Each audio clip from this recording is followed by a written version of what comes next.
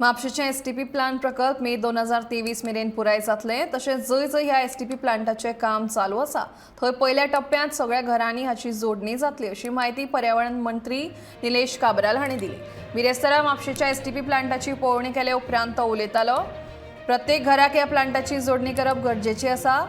फुडल्या 2 म्हयन्यांत म्हापशेंचे एसटीपी प्रकल्प चालू जातलो। तशेंच म्हापशेंतली एकूण 80% घरां ह्या प्रकल्पाक जोडटले अशें काब्रालान ह्या वेळार सांगलें।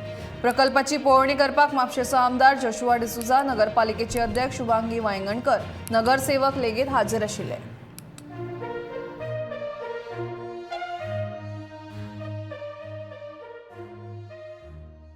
दोन्ही प्लांट जे आसा सिवरेज चालू करपाक जाय बिफोर मे एंटायर वर्क करून पार्ट बाय पार्ट जे उरले ते आमी काम चालू करतले। जे जे खंय करून आमचे सिवरेज नेटवर्क चालू जाला every household has to be connected into the sewerage network. तांकां विदिन नेक्स्ट 2 मंथ्स आमकां सिवरेज कनेक्शन दिवन प्लांट चालू करपाक जाय। This is the basic idea of starting. आनी बाकीचे एरिया भितर तेचे पेंडींग आसा ते आमी फुडें व्हरपाचें काम आमी करतले।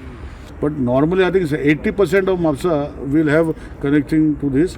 Wherever people have built on a lower level, we will have to take case by case basis and make small pumping station there to take the sewerage network there and then pumping in the manhole. So that is not the project right now. Project is to connect 80% of MAPSA sewerage into this plant.